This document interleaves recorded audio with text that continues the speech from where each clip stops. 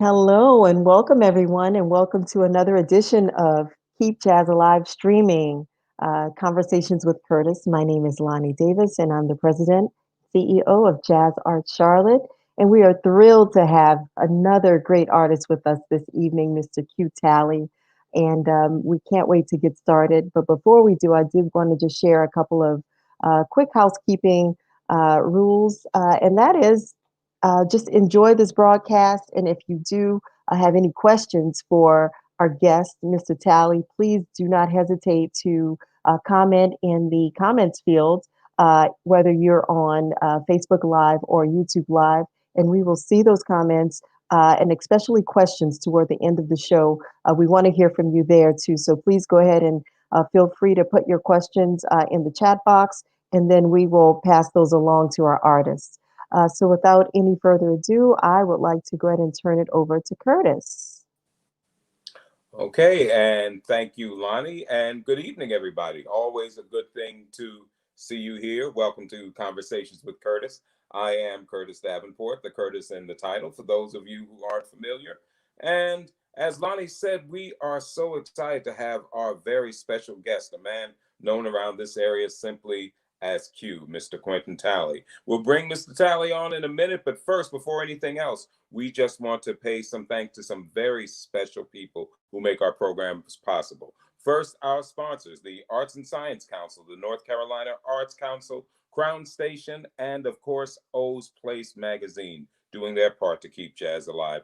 And of course, also our supporters, our sustainers, our benefactors, our maestros, our arrangers, our composers, our soloists, our aficionados, who all make jazz possible here, and also our jazz arts corporate supporters.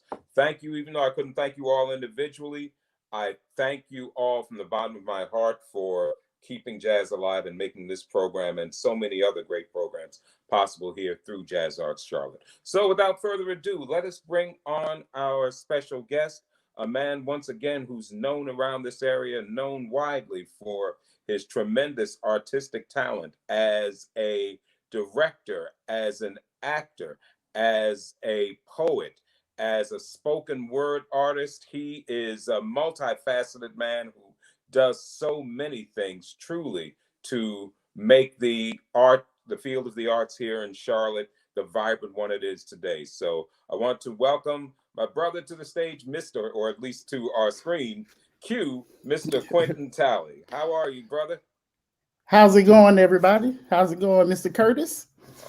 All right, man. Glad to have you here where we can sit and talk. Most of the times when I get to see you, it's been at the jazz room and you've been doing your thing. And I introduce you when we pass, and yeah. So I'm glad we actually get to talk a little bit, to kick it a little bit here on Conversations. Definitely. Curtis. Yes, sir. So let's get right into something going on that I'm excited about, that I just heard about before we started the show again tonight. And here, musically, we talked about so many things you're doing, including music, and you have an upcoming album, I hear, I believe, called Intergalactic Soul. Is that correct? Yes, sir. Intergalactic Soul is a project that I've been working on with visual-based artists Marcus Kaiser and Jason Woodbury, and they do the graphic design and artwork for the show. And I've been a part of the show as a narrator and also a musical artist, forming the narration for all of the artwork that they put together. And it's about two young black boys in outer space, getting away from all the isms of the world. So I narrate their journey, and it's been a pleasure working on the project. And myself and the band, the Soul Providers, my new band that we have, myself, Courtney Gibson, Stefan Collender, Curtis Hayes, and Jesse Williams. We've been working on new music for the show, and we just had a run back in February, actually right on time, right before the pandemic Right hit. before, yeah. So it was the last time I was actually able to be in front of an audience. So yeah. Oh yeah. So yeah, you talk about all the isms that these young men were trying to escape, and I think that Yeah, definitely makes it timely with all that we see and hear about what's going on today and some of what a lot of us are definitely. experiencing. Unfortunately, outer space, at least at this point, isn't an option, but we can always hope Yeah, and dream going forward, man. So I have not definitely. heard we have a clip from the album from Intergalactic Soul. We have a couple of them, as a matter of fact. Yeah. We have a live clip of Intergalactic Solstice. Do you want to set that up for us if you can? Yeah, so this is we Jason and Marcus, they did a piece at the Acclaimed Museum in Chapel Hill, and we were supposed to close out the show. This happened back in June, but because of the pandemic, we weren't able to Yeah. do it. So we had a virtual show. So this is a clip from the virtual show that we did live from the Evening Muse back in January, and it's just the beginning of the show, and parts of clips and videos that Jason and Marcus have put together. Okay, well, let's, Lonnie, if you wouldn't mind, let's play that now and see Quentin Talley and Intergalactic Solstice. I've got that in time.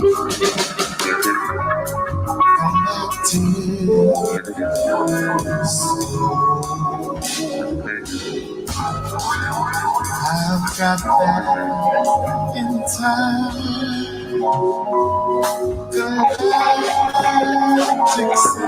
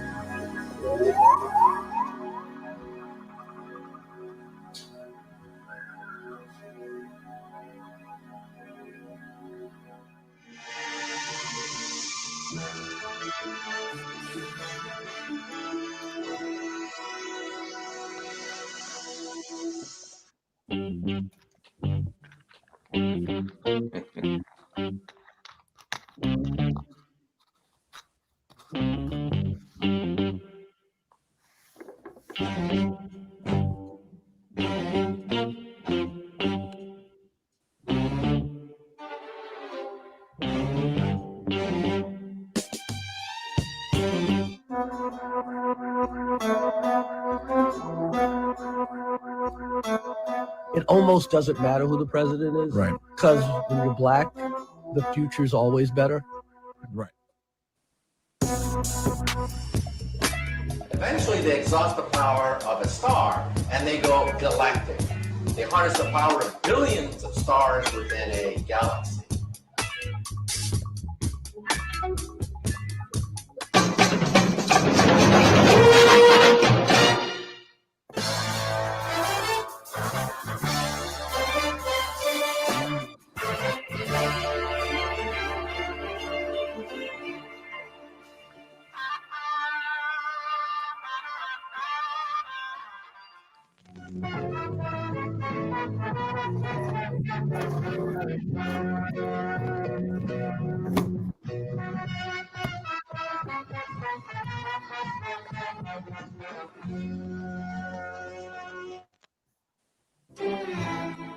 Every time you go away, I always say, this time it's goodbye, dear. Loving you the way I do, I take you back. Without you, I die, dear.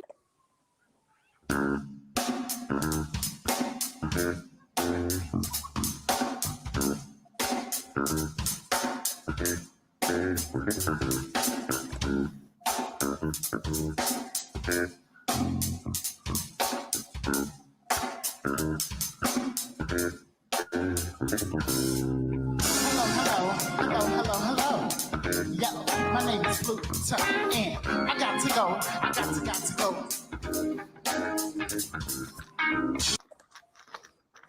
All right. All right. Interesting clip. Nice way to set up the show. And If you talk a little bit about now the last Black Starfighter, that just kept catching Yeah. my attention, man, because it kept coming back. What was, I don't know if that was your inspiration or some of your partners there. What was the inspiration Yeah. for that whole concept?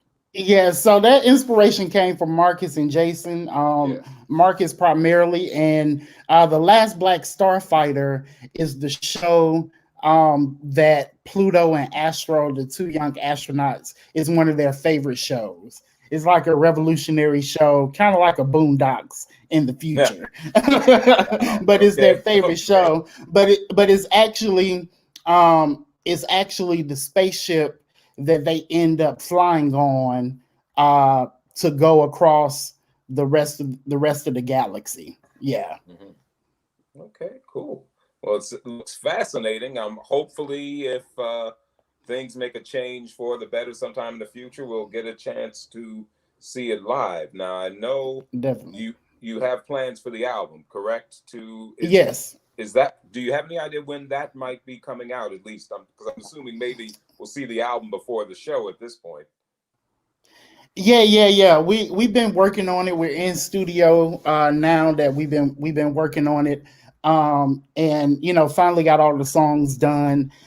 So we just released our first single from the album called Humans Only.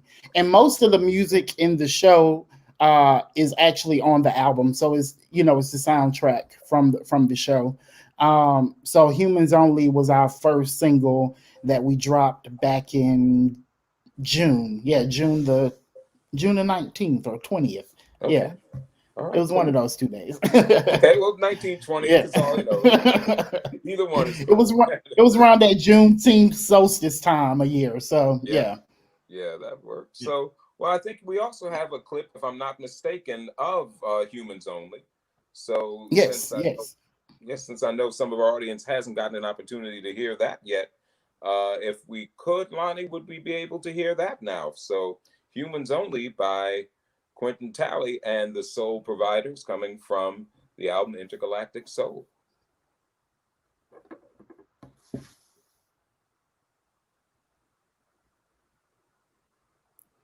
Or, okay, while we're waiting to get that set up, we'll just say, I know, we got a lot of things. Oh, okay, here we go. I think we got that coming up. Yep.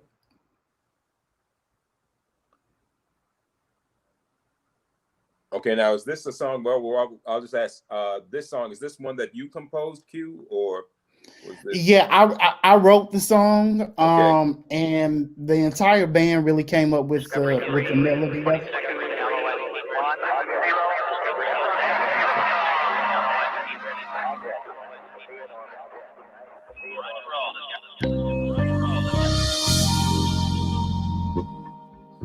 Baby, I am human.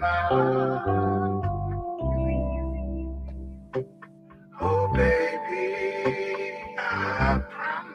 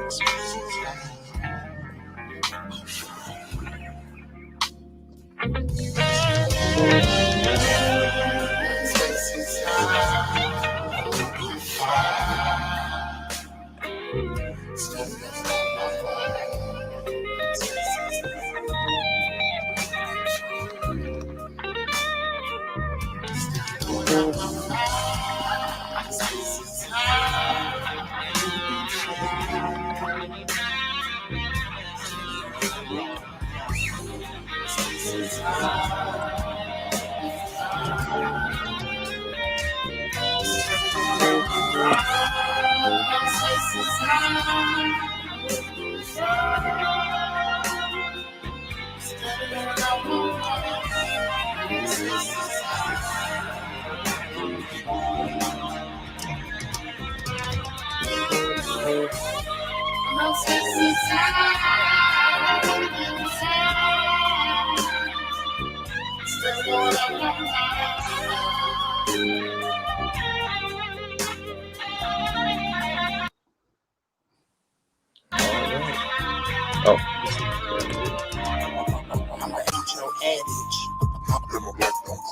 Can I might have the black and fag, sweeter the juicy, get you like that. Then my black don't crack, and I might add the black and fag, sweeter the juicy, get you like that. I'm the HO addict. Then my black don't crack, and I might add the black and fag, sweeter the juicy, get you like that. I'm the HO addict. My black don't crack, in my head, the black is sad. Sweet the juicy, get you like that. okay. Yeah. A little bit of human. Hey, yeah, digging it, man. Humans Only, Quentin Talley, and the soul providers from the forthcoming album, Intergalactic Soul. Let's talk a little bit about that song, because I was digging it from we got to the part of that nice guitar work. Who's your guitarist there, man? That is Stefan Collender, guitarist out of Charlotte. Bad guitarist. Oh, yeah, man. Yeah. Super dope. All day, yeah, you know, and a little bit more, if you wouldn't, about that song. Yeah, Miss Stephanie Davis is showing a little appreciation there. You're such a superstar, talent all day long. I agree with the sister on that one. Yes. Well, thank you, Stephanie. Okay. So let's talk a little bit about that song, inspiration. What went into the composition and setting that one up for the show? Yeah, so that piece comes from the artwork that Marcus did, and it has Pluto standing in front of a sign, and it says blacks, and it's pointing, to the left, and then it says humans to the right, kind of a play off the old whites only, blacks only. Yeah. Wow. And just that whole, since they're in the universe, blacks can only go this way and humans can only go this way. So they encounter one of those isms in their universe. Wow. So just the whole historical feeling around that, just heaviness. And wrote a piece to it. I'm just human, I promise. The lyrics go, there is no hope for a black hero in a world that's so cold. I'm just human, I promise. In a world that's so, let me pull up the real lyrics because I'm making lyrics go ahead, now. But yeah, I'll give you a little piece of the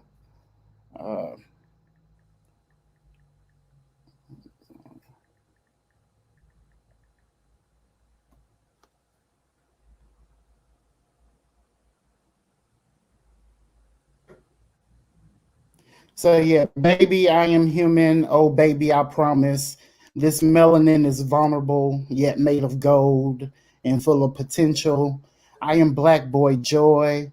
I am magic. I am excellence. I ain't no savage. Please know this. I too have feelings just like you in a world that's so cruel. I'm just human, I promise. There is no hope for a black hero in a world that's so cold. I'm just human, I promise. Only love will save us. And then it goes on from there. So yeah, I mean, so relevant, with what we are experiencing in the world today, because on top of everything COVID related, there is so much that at least through various means we're becoming aware of. Let's face it, there are things that were happening all the time. People like things that happened to George Floyd and Breonna Taylor and so many others they've been happening. Let's face it, for all time. Exactly. We've just got, we've just got phones now. You know what I'm saying? So Exactly. we're Yep. finding out about it. But Yeah. let's talk a little bit, Q, about how some of the things that are happening most recently today, how's that affecting your art? Say, like a George Floyd or Breonna Taylor, or, and I hated the young man's name who was shot 7 times there, how that's Oh, been affecting, yeah, how that's Jacob affected your Blake. Yeah. artistry. Yes, yes, Mr. Blake. To be honest, it really hasn't affected my artistry too much. I've always been a black man in America, so Well, I've always wrote from that perspective. So, so it really hasn't changed for me. I've always been writing about social injustice, social justice issues. My entire career. So it really hasn't changed for me as much. I think other folks are starting to see what we see to a certain extent. Uh, like you said, because of social media, it can be a good thing and a bad thing. But you can't turn away from it now. So in art terms, it really hasn't changed much for me as far as what I'm talking about or the topics that I'm leaning towards. So yeah. Okay, let's talk a little bit about all of the means that you have of reaching the public. So many things that you've done over your career. I mean, there's On Cue, and Yep. I know there's something you've done, as you called your new day job at the Hayti Heritage Center, and everything you've Yep. done with the BAM series. Yeah. Can Yeah. we, Yeah. yeah, let's talk a little bit about what's going on with all those, with On Cue and with Hayti. What you're doing right now in those areas? Yeah. So with On Cue, I've always been a theater kid, will always be a theater kid. Yeah. And started On Cue in 2006. And our mission is to produce classic, contemporary, and original performance works that reflect the Black experience. And we've been doing that for the past 15 years. But last year before last, I got the creative renewal grant from Arts and Science Council. All right. And I think that was 2017. Mm-hmm. And it was a good and a bad thing because when I was able to take a step back, I didn't realize how tired I was and exhausted I was. So, Yeah. so I took a step back from everything, including On Cue, and just kind of reevaluating things and restructuring things. So On Cue is technically been on hiatus for the past year and a half. Okay. But we've been doing shows here and there. We did God's Trombone, maybe a year and a half ago. That was 2018. And we always do Soul for Noel, our Christmas show. Sure. So that's On Cue. And we'll be bringing some stuff back in the beginning of the spring of next year. And started a new job at the Hayti Heritage Center, which is in Durham, North Carolina. And they are one of the oldest, if not the oldest black, they are the oldest black arts organization in Durham. It's a historic building. They've been around, the building has been around since 1891. It was an old church.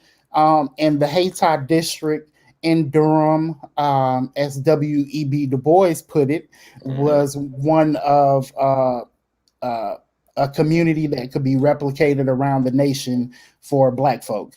And that was written by W.E.B. Du Bois in one of his letters. So Durham has a rich history. And the opportunity came up. I know a fellow poet, good friend of mine, Desan Ahanu, and he recommended me for the position. I applied for it and ended up getting it. But it's all in conjunction with the work that I already do. I just love Black people and want to push forward our culture and history in all its forms. So so that is the basis for what I'm doing now. and with Hayti, we started. I'm program director at Hayti. Okay. So we started some new initiatives.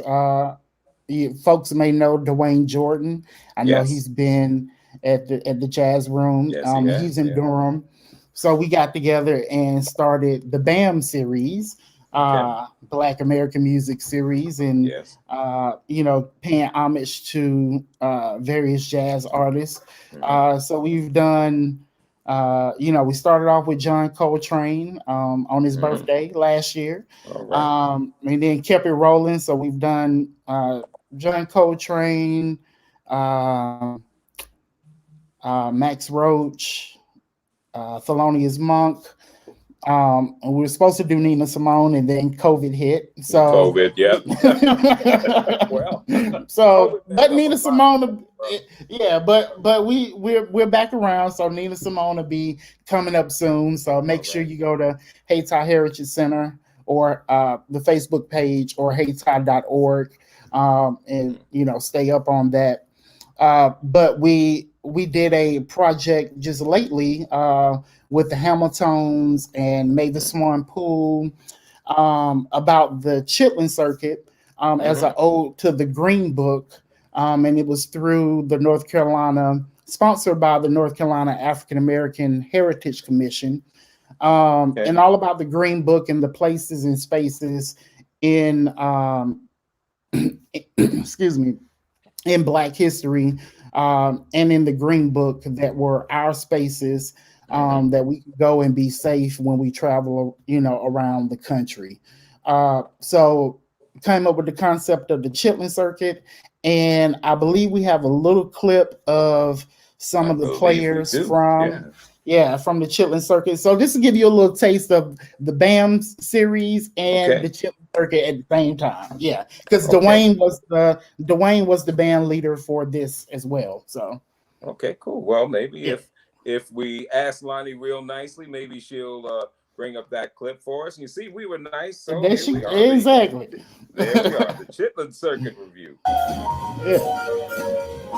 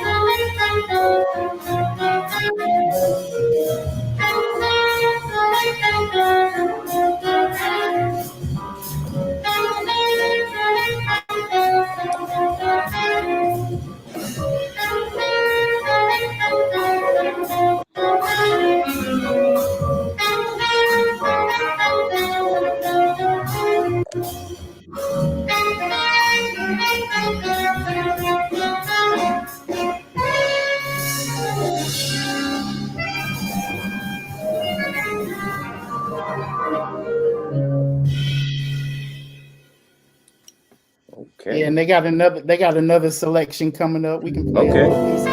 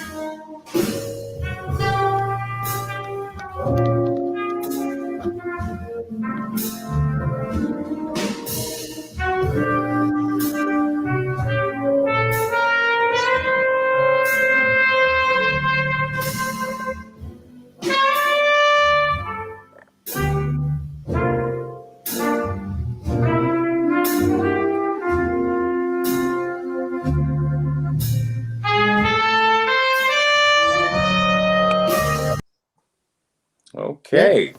Yes, from the Chitlin Circuit Review, and definitely, I guess they were feeling bassy right there, Little Darling. Yeah, exactly.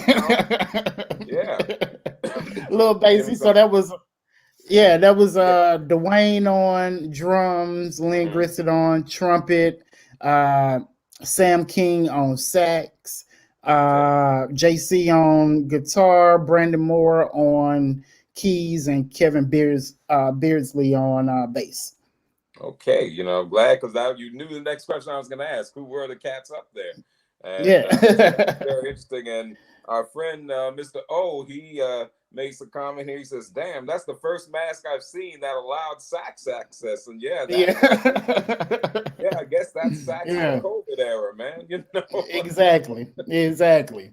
Get in and play a little bit. But let's talk about jazz. The fact that it influenced you, or at least influenced the piece there that we were talking about with the Chitlin Circus.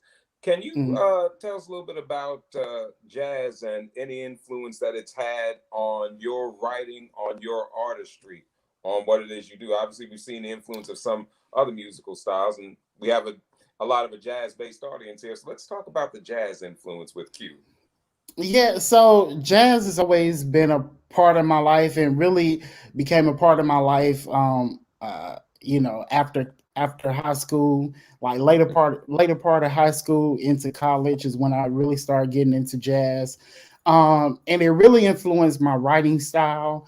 Amir Baraka is one of Yeah, my favorite.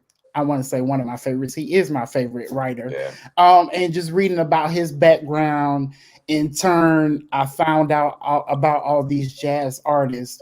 Um, and it really lends itself to the way that I write. Kind of, you have this structure, but you have this improv that you can go on a tangent because I like to go on tangents sometimes. It's all so good. it really influenced my writing style, and kind of this circular motion of writing and how everything pertains to this one line, kind of like it is in jazz. Jazz Hmm. musicians, you can just give them just one chart and they'll make a whole new tune out of it by Oh the end yeah, of the tune. So it's all about chords, man. That's yeah. So that's what really drew me to jazz music, and some of the greats. Not even knowing, I just think about when I was little and not really knowing what jazz was, but seeing Cab Calloway and folks yeah. like that. Whether it be on Sesame Street or Harlem Nights, what I'm not supposed to be watching. um, it just it just how how that music kind of influenced you and you really didn't know what the genre was. Hmm. um like I said, until I got older and was really able to appreciate and really study those jazz greats. So Yeah.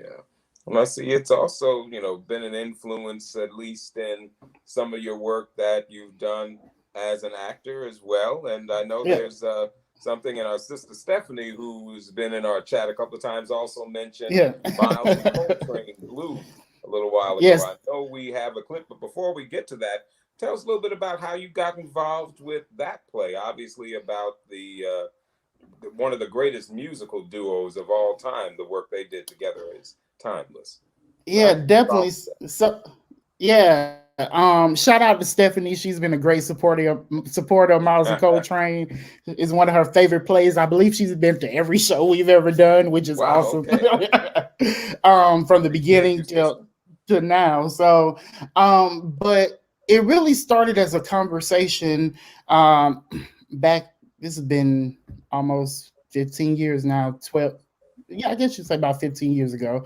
Hmm. Um, Myself and another musician, Corey McClure, we were sitting on the back steps of the Wind Up, which is our regular poetry spot. And we were Hmm. just talking about, musicians and poetry. And he was like, I don't think there's ever been a show about Miles Davis or John Coltrane. And I was like, you know what? I started thinking about all the theater pieces that I knew. Yeah. I was like, I don't think there is one. And he was like, well, you should write it. And it literally came from that idea. So I got together with myself and a whole host of poets. We go by Concrete Generation, myself, Maze, Blues, Carlos, Fillmore, Ocean, Swan, Tavis, Norris, and we all got together, and I, gave them different parts to write, and came up with this storyline, and really wanted to make it more about kind of being an artist, and more, we put biographical stuff in there, Sure. but really what it means, we approached it as what it means to be an artist and kind of their journey as artists. So I got myself together with jazz musicians across the board in Charlotte, and it became Miles and Coltrane. Okay. And it's a show that we've been doing and working on for at least a decade now. Okay. And hopes of, off Broadway or Broadway one of these days, once off Broadway or Broadway comes back. COVID. Yeah. So yeah. But as you know, with most, Broadway shows, it just takes a lot to, put that together, and financially and the whole 9 yards. So, we're right on track to still do that. And we took it to Edinburgh, Scotland, for the Ed French Festival. We took it twice. We did the first time with the condensed cast. And then the second time we took the band and the whole cast, and had a great run. We got a 5-star review, which is awesome, and nice international. So yeah, but it's one of those things we also took a step back from, just to get, things back in order. So yeah. So if anybody wants to have Miles and Coltrane at their college or at that theater, come holler at me. Yeah. Right, there you Shameless go. plug. Yeah, well, there's nothing wrong with that. Plug it all day long, man. So let's see, for those who haven't seen it, because I have to admit I haven't gotten an opportunity to see it yet. We have a little clip here. Can you set up, Q, before we start, what's happening in this particular clip, just for our audience? Yeah. And I'm glad you said that you hadn't got a chance to see it, because a lot of people have heard about the show, but it's one of those shows where we only did maybe, one night here or 2 or 3 nights there.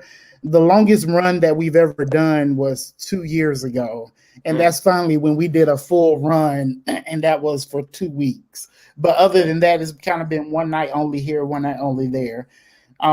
So hopefully we'll bring it back for an extended run here very soon. But regardless, this clip is Miles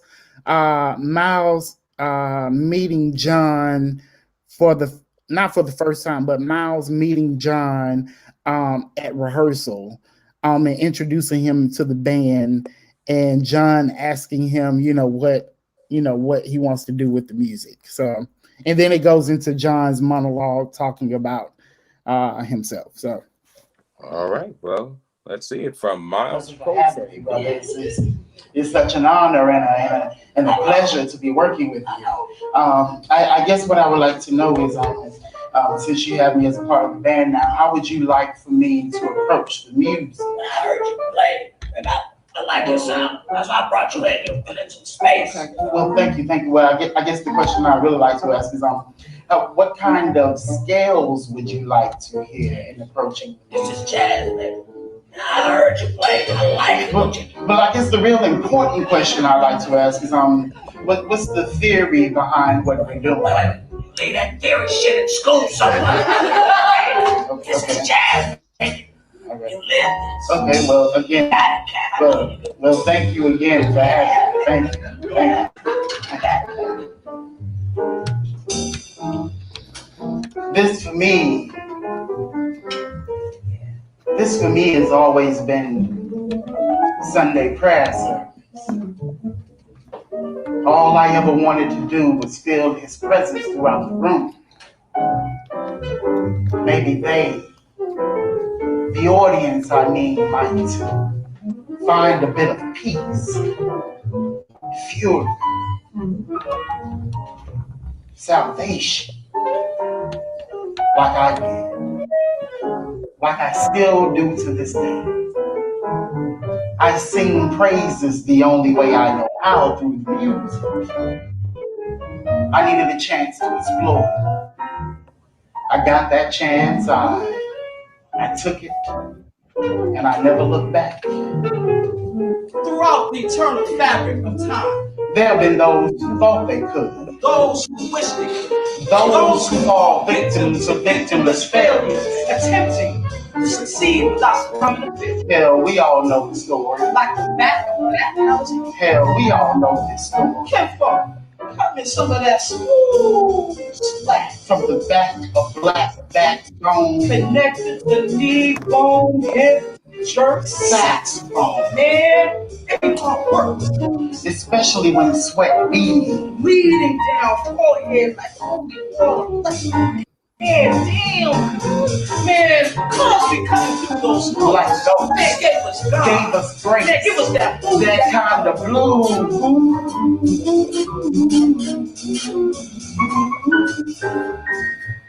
Yeah, see, sometimes we just need it like that. God, bring it back. The spirit of a people can always and forever be found and put to ground. Down home heaven, holding my heavy heart like hallelujah. A supreme success in Tokyo, Japan, 1966. A question was posed: where would you like to be in 10 years? John William Coltrane replied. In 10 years, I'd like to be a saint. In a San Fran, St. John's African Orthodox Church stands a beautiful Jesus dreadlock icon. In 10 years, I'd like to be a saint. Somewhere there's a bishop backing it up. That's the work. The brains and the plane, I'm saying it might sound far-fetched. But that St. John's hand name didn't come from no biblical name, but after John Coltrane. Ask the listener. Hey, go ahead and ask Cole. Ask Miles. See, train what they call me. I'll train to the small ride. With I free, I can. Sounds, man. Sounds, man. I'll train to the small ride. To the small ride. Take a small ride. Talk to them, train. Teach them what the morns they gonna explain from those lips. I've already been looking into those approaches to music as an indie, in which particular sounds and scales are intended to produce a certain emotional state. Talk to them, train. Teach them what the morns they gonna explain from those lips. I would like to discover a method that, if I wanted to rain, I'd play a song and it would start to rain right away. Go ahead, train. Don't be scared. Talk to them. Teach them what the morns they gonna explain. All right, Q. Yeah, a little clip from, once again, the play is Miles and Coltrane Blue. I mean, you know, and a little, once again, a comment there. Thank you, Mr. O. I like your work, Q. There's meaningful history, relevance, and cool, all wrapped up in a jazzy contemporary package. Well, I definitely second what our friend Mr. Grooms has to say there. Let me just ask a little bit more about the play. So now I know obviously you're playing the role of Coltrane. Do you play sax at all on that one? I do not, and I just saw a comment from Philip Wack talking about Q can blow some horn too. No, I cannot. Let's be clear. Let's be very clear on that. I've tried, and it's an ultimate failure. So, all right. Okay, just checking. You know, you're doing such a nice job there from an artistic perspective. Just want to know if you picked up the tenor or the soprano at some point during the show. Yeah, I did pick it up, for show purposes, just to try and learn, be in tune with the saxophone. But I sounded like a very poor beginner. Yeah, it was terrible. At least you tried, Yeah. man. You got it started. So let me ask another thing about that. Something else mentioned there, and then we're going to get to questions from the audience. So if you have Okay. questions, please get them ready. If you have questions for Brother Q. But one other thing you mentioned during that monologue was the church that I want to be a saint, and the Church of John Coltrane, which, as some people may know, now exists up in Northern California. So just Yeah. curious, have you ever gotten an opportunity to visit? Man, I have not gotten a chance to visit. I wanted to so bad. I was in Cali a couple years ago, and it was on my list of things to do, and wasn't able to get there. But yeah, I still want to get to the Church of John Coltrane. Yeah, but I have not been able to go yet, unfortunately. Oh, okay, because man, that sounds like something else. That's an experience. Next time I'm out in Cali, if I end up somewhere in that area, I'm gonna make that Yeah, trip out there as well, man. yeah. Definitely. When once again, as we say, when COVID, COVID, it all happened, right? exactly. Everybody wear your mask. Oh Yeah, yes, so we please do. can get back to life. Yeah, Yes, Lord, please do. I wish people would listen, but I'm not, because unfortunately masks are political statements, so I'm gonna not exactly. take one of those at this point, and don't get me started. But anyway, if you have questions from the please don't get me started on that one. Questions from the audience. I haven't seen anything coming across here. Oh, there's our friend Miss Kenya. Okay. So she says Charlie Parker was explored in Unfinished Women Cry in No Man's Land While a Bird Dies in a Gilded Cage by Aisha Rahman, in Children Keep Coming by Russell Goings. There were touches of Ella Fitzgerald, Billie Holiday, and Sarah Vaughan. So the question is, what jazz artists would you like to explore in upcoming works? First of all, what's up, Kenya? Great vocalist. Yes, And she is. she was in both of those shows with On Cue. And actually, Kenya, there is another show by Isha Rahman, about Charles Mingus. And I don't think Charles Mingus gets as much notoriety as he should. Agreed. Because he is super duper dope. Super dope. Just his song And titles alone, man. exactly. And Charles, I feel like Mr. Mingus was very social justice oriented before it was a thing in jazz.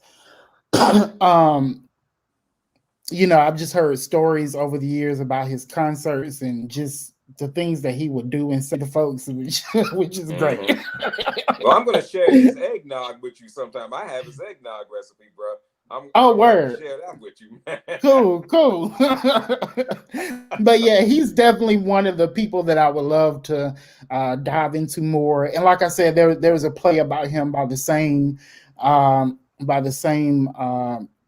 playwright Aisha Rahman, who wrote Unfinished Women. She has a play about Charles Mingus, because a lot of her plays deal with jazz, and the structure, more so the structure of her plays are jazz oriented. So yeah, so Charles Mingus, yes. Okay, all right, cool. So Charles Mingus. So we look forward to hearing some things from Q about Charles Mingus. And especially something where you have to include, one of his song titles. I've always loved The Shoes of the Fisherman's Wife, or some jive ass slippers. And if Charlie Parker were a gunslinger, there'd be a whole lot of dead copycats. Incredible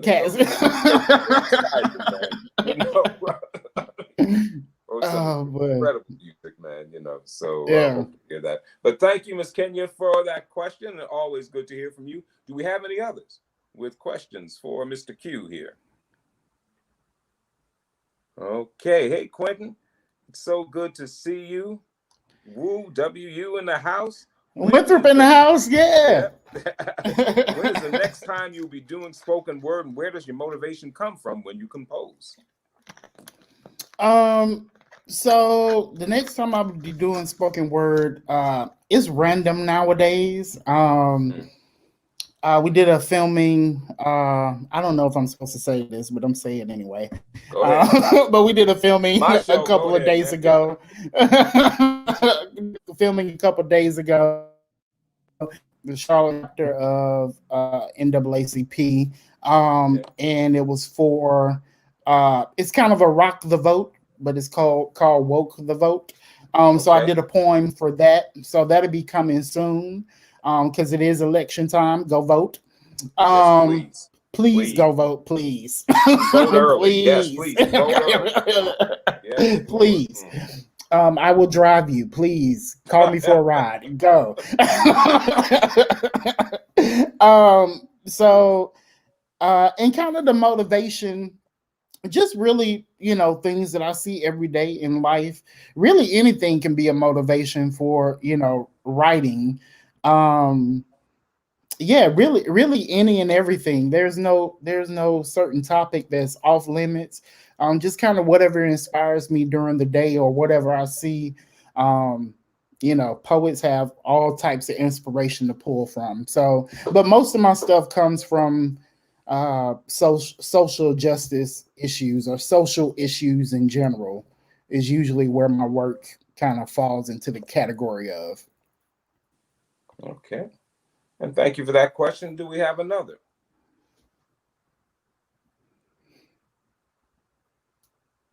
Don't see one coming up yet. No other questions at this time. Okay, no other questions. Thank you, Okay, Lonnie. cool. Okay. I always have more questions. I'm always thinking of something new. So let's go back, Q. Let's just talk about looking at something that I saw on your website. And it said, our stories are too rich, too diverse, and too complex to become misguided and misappropriated. Mhm. Let's talk about cultural appropriation and that whole issue, which has become something, especially for artists such as yourself that do so much original work, and you now Mhm. see artists maybe without the cultural heritage or the at least the cultural background to be doing similar work, working in your arena. How does that affect you or bother you as an artist, if it does? Uh, it's a thin line. It really Hmm. is. They say it's a thin line between love and hate, and they Well, they they didn't lie. yeah. um, it has been a thing since it's been a thing. Hmm. Um, our music has been appropriated, our style has been appropriated over the years, and kind of watered down to fit the masses or the mainstream. It's always happened that way. But the only thing you can do is just to keep doing the work you've been doing. You know who you are, um, and really just move forward as a culture, and come up with new things and be inventive as you can. And these days I think it's a little bit more easier to kind of nip that in the bud and call people out, Hmm. because you do have social media and all that, uh, all these tools that you can use to be like, no, you're not going to take this, and you're Hmm. not going to say that this piece of black music is not black music, um, and you run out the door with it and try and create something else. Hmm. Um, so I think I think it's gotten a little bit better, just a little, like just Yeah. a hair, Just a little. just a hair better. Um, but like I said, it's always been a thing. Um, since I guess you would say record companies have started. It's always been a thing of stealing black music and putting for lack of a better term, mainstream face on it and selling it as a mainstream product and not giving credit to those artists. Hmm. Um, from Little Richard to, Yes. on and on. So Hmm. yeah. So, But you have to be like Little Richard and be like, no, I am the innovator. I am the king. I still love that clip from the Grammys, man. He said he came out there to present that award. And he said, and the winner is, it's me. Me. Then they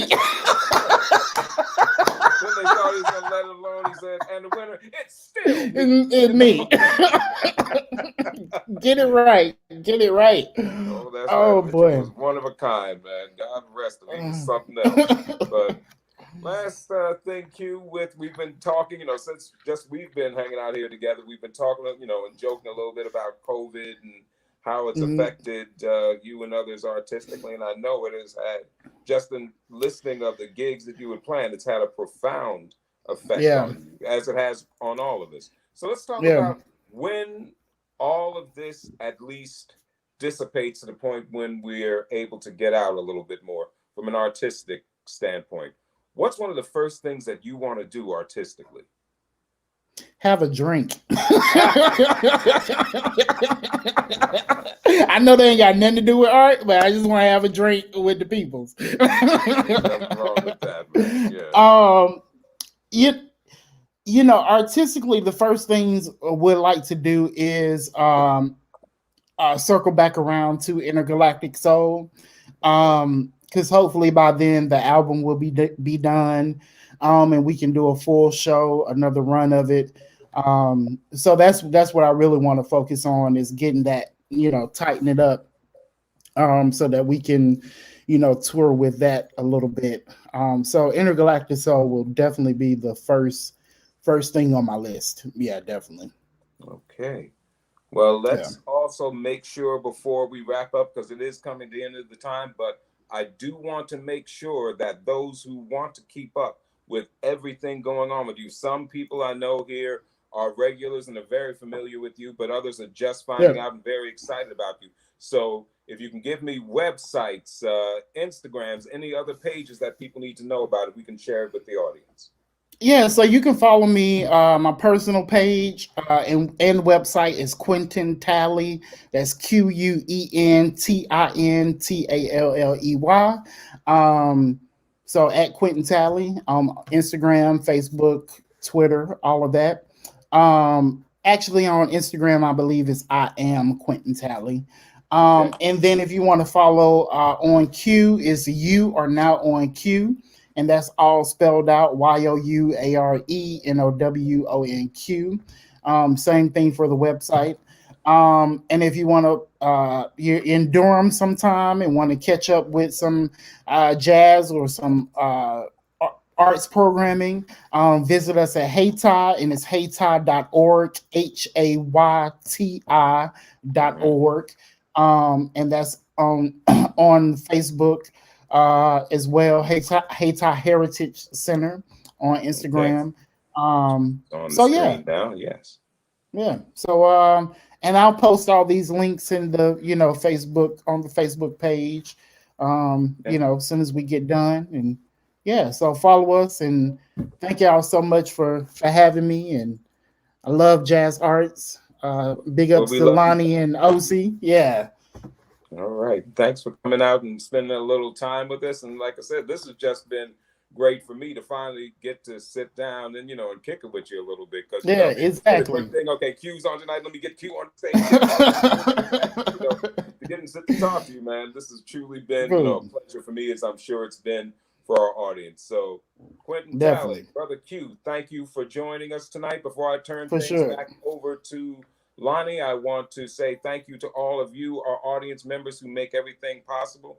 My name is Curtis Davenport, Kurt Jazz, as I'm also known, and you can hear me now and forever at my station, and that is Kurt Jazz Radio, playing on Live 365, the best place to find any of the jazz in Charlotte or anything that you want to hear musically, including, hopefully, when it comes out, Quentin Talley's new album coming up, Intergalactic Soul. So make sure that does come up, that you pick up a copy of that. I'm going to turn things back over to Lonnie. Thank you. We will see you next time in a couple of weeks. Everyone, please stay safe. Lonnie, it's all yours. All right. I just also want to say thank you to everyone for joining us. And thank you, Q. It's always fun having you. So we really appreciate it and look forward to working again at the Jazz Arts and at the Jazz Room. And for those of you who are watching, thank you for joining us. I do want to share that a little bit about Jazz Arts Charlotte. We're a nonprofit organization right here in North Carolina, and our mission is to connect the community, develop a jazz audience, and build quality educational programs for this community. So if you are so inclined, please do visit our website and consider giving us a donation to help support future programs just like this. So thank you again. Hope to see you next time. You guys take care.